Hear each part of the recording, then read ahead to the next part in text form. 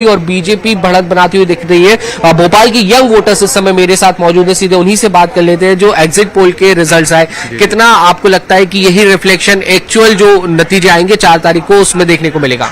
जहाँ तक मुझे लगता है कि हमें बढ़त तो मिलेगी, हमें मतलब बीजेपी, मैं तो बीजेपी सपोर्टर रहा हूँ शुरू से, ठीक है, तो बढ़त तो मिलेगी। बीजेपी सपोर्टर क्यों? बिकॉज मुझे लगता है कि देश के लिए ज़्यादा अच्छे से काम कर रहे हैं। अगर हम ट्रैक रिकॉर्ड देखें पिछले 75 साल का, तो सिर्फ और सिर्फ ये देना कि हम महंगाई या हम गरीबी कम करेंगे, और 60 साल से वो कम कर ही नहीं पा रहे हैं। हर बार वही मुद्दा लेकर के आ रहे हैं कि हम गरीबी कम करेंगे, हम गरीबी मिटाएंगे।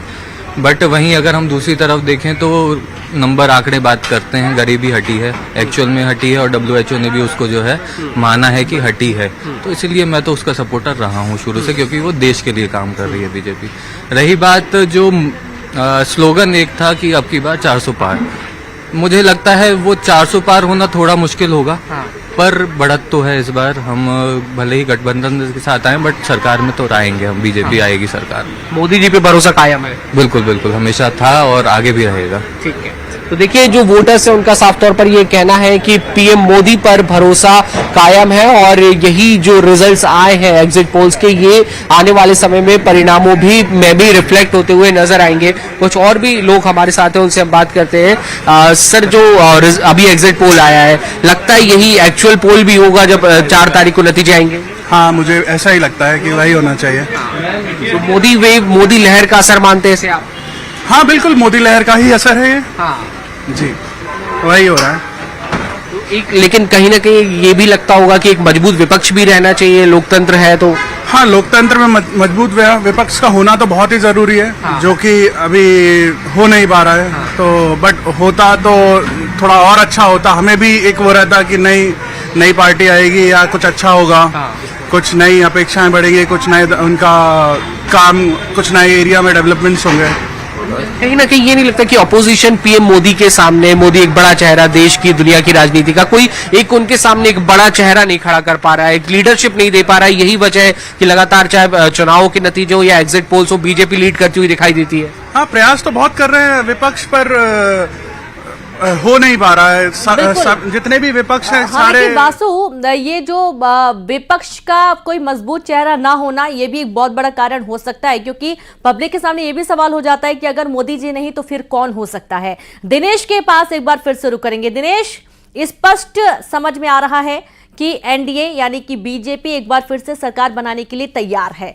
दावा करती आ रही थी एनडीए, और उसके बाद अब ये देखा भी जा रहा है जो एग्जिट पोल के अनुमानित आंकड़े सामने आ रहे हैं। मेरी आवाज आ रही है? जी बिल्कुल बिल्कुल, आप बोलिए, बात करिए।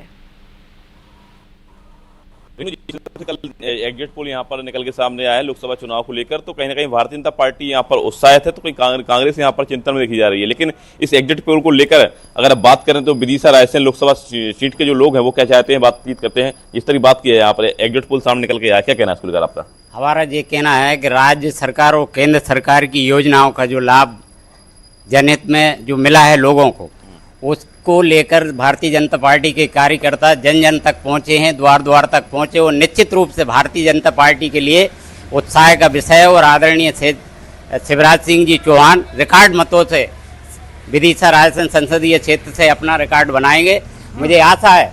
और जो प्रधानमंत्री की जन कल्याणकारी योजनाओं का लाभ जो पब्लिक को मिला है, आम जनता को मिला है, उसमें निसंदेह भारतीय जनता पार्टी जीत अग्रसर की ओर है। मोदी जी यहाँ पर अगर आ रहे हैं तो क्या उम्मीद है आपको मोदी जी से?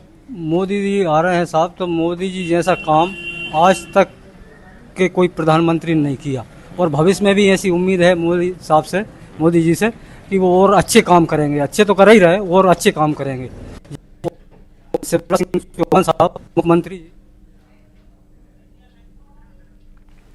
जी बिल्कुल, बहुत शुक्रिया आप सभी का तमाम बातचीत करने के लिए, और लोगों से भी बातचीत करने के लिए। तो लोग देखिए अभी भी पसंद कर रहे हैं, और यूपी, बिहार, साथ ही मध्य प्रदेश में बीजेपी का प्रदर्शन बेहतर दिख रहा है।